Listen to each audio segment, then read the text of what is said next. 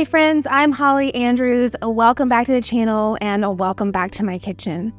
It is almost Easter, and for me, Easter means faith, family, food, and fun.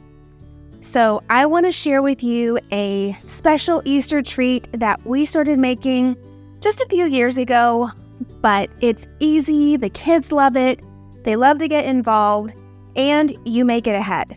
So it's one less thing that you have to think about and worry about actually on Easter Day.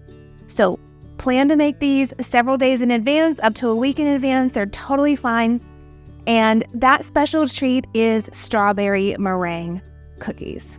To make these strawberry meringue cookies, you're going to need just a few ingredients. You're obviously going to need egg whites. I like to use the liquid egg whites. So you need the equivalent of 7 egg whites, and if you're using these, that means 14 tablespoons.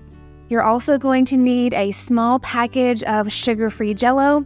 We prefer the strawberry just because of the pink flavor, the pastels, but you can really use any flavor strawberry Jell-O or any flavor Jell-O that you want, sugar-free. You're going to need some stevia. So I have this stevia in the raw that I use to bake with. You're going to need a 1/4 cup of that. You're going to need some vanilla, 1 teaspoon. And then just to make sure you get the right texture, you're going to need a 1/4 teaspoon of this cream of tartar. And then in terms of equipment, you're going to need a mixer of some sort, either like a KitchenAid standing mixer or a hand mixer that you can blend up. But, do the egg whites so that they become nice and fluffy. And then you're going to need some baking sheets that are lined with parchment paper. So let's get to it. All right, so first thing I'm going to do is I'm going to measure out 14 tablespoons of egg whites into my mixer.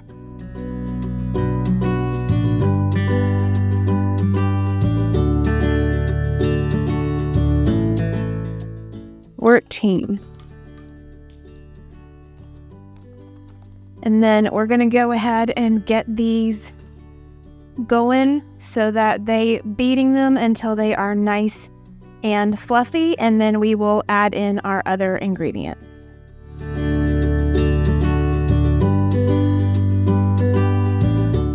All right, so that took about 3 or 4 minutes for these to get nice and fluffy. So now what I'm going to do is I'm going to slowly combine the rest of the ingredients in here while it's beating.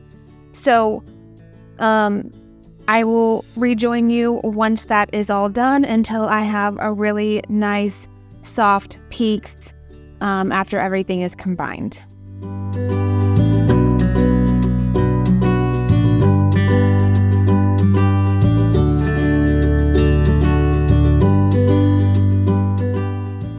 All right, so everything is combined. You can see we have the nice soft peaks.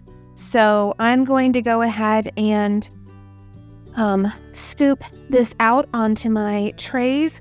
While we're doing this, the oven is preheating to 350. So by the time we get done with all of this, the oven should be just about ready. So the recipe calls for these to be scooped out in teaspoon sizes. I prefer to use this little cookie dough scoop that's about a tablespoon. You can make them whatever you want depending on the size meringue that you want. So I'm just going to go ahead and scoop these out.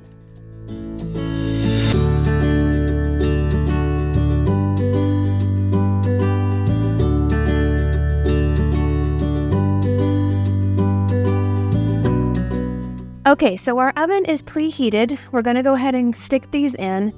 The recipe says bake for about 10 minutes and not to let them brown. My particular oven, though, I know last time I made them, 10 minutes was way too long. So I'm going to start watching them about the 6-minute mark so that they don't brown. That's what we don't want. All right, I just want to give you a peek into what they look like. This is about 5 minutes in, and I can see some of the peaks are already starting to brown. So I'm just going to go ahead and turn off my oven and leave them alone for about 4 hours. All right, it's been about 4 hours. The cookies have been in the oven this whole time, letting the oven cool off and drying out. and I just pulled them out and they turned out perfectly. I will say you can choose to make these cookies all kinds of fancy if you want to deal with piping bags and different style tips on your piping bag and make them super pretty. I didn't have the time or patience for that, so I chose to use the drop method. So when they dry out, they do kind of shrink and change form a little bit. So they may not be the prettiest cookie you've ever seen, but they taste really, really good. So here is the finished product. You can hear them. They're nice and crunchy and crispy. This is what one of the cookies looks like. And I'm going to give it a little taste test here.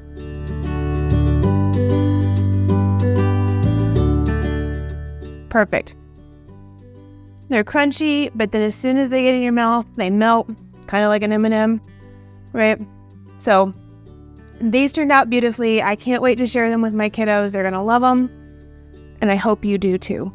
So once the timer goes off and I've checked them and I've made sure that they are where I want them to be, not brown, I'm just going to turn the oven off, and then I'm going to leave them in there for several hours. You can even leave them in there overnight, but at least 4 hours. So you definitely maybe want to make these in the middle of the day before you need your oven for dinner. So think about the timing when you're doing this. Super simple recipe, but you don't want to wind up in a situation where you've made them, they've only had an hour in the oven, and then you need to cook dinner. Give them at least about 4 hours to sit in there and really start to dry out.